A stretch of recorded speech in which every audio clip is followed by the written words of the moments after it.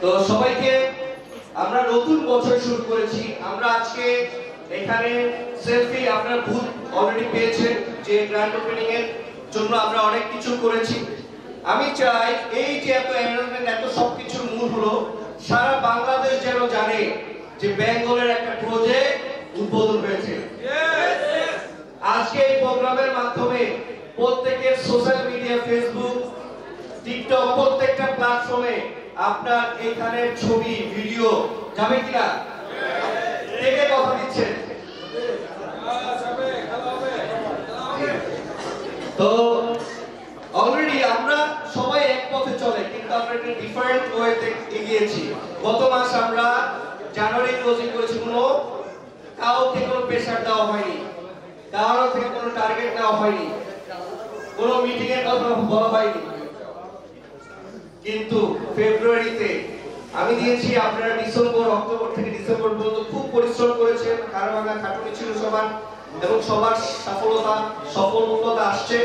তো আমি এর জন্য জানুয়ারিতে আপনাদেরকে একটু ছেড়ে দিয়েছি।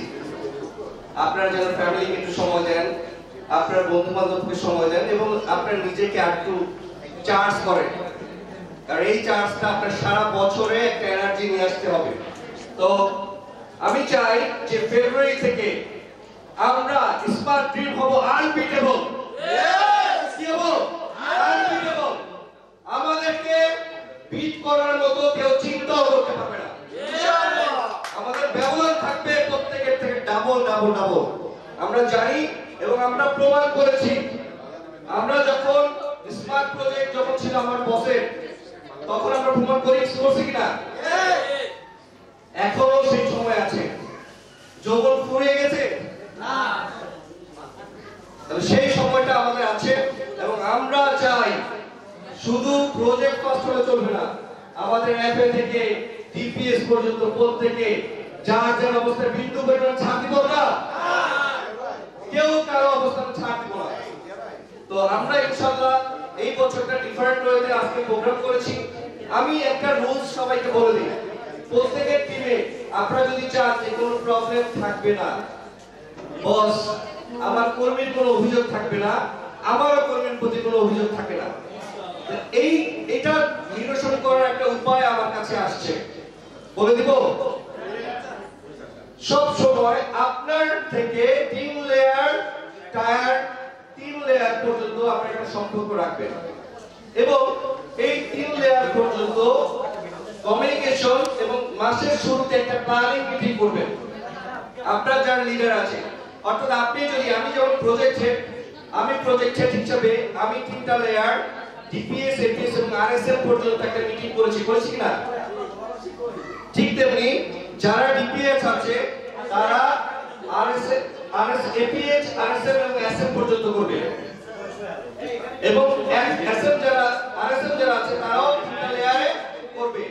মাত্র আমাদের লেয়ার বেশি, অনেক সময় মার্কেটে বলে যে লেয়ার বেশি, টায়ার বেশি, বাট টায়ারটা আমাদের কন্ট্রোলিং যদি পাওয়ার থাকে, আমি 3 লেয়ার পর্যন্ত যদি কন্ট্রোল করি, তাহলে এটা কোনো বিষয় না।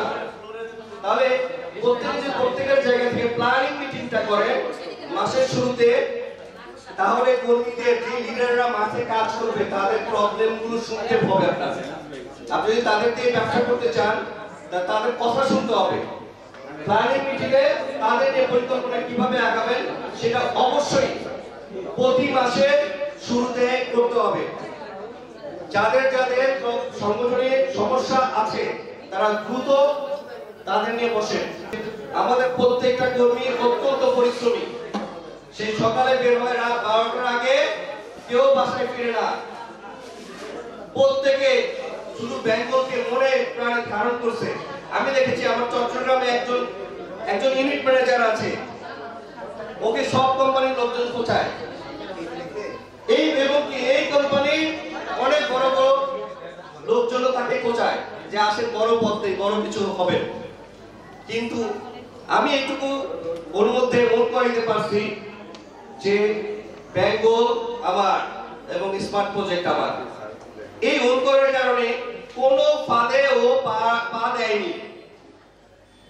এই জন্য বলি যে প্রত্যেকের টিমকে ওন করা ভিতরে যেন ভিতর থেকে আসে।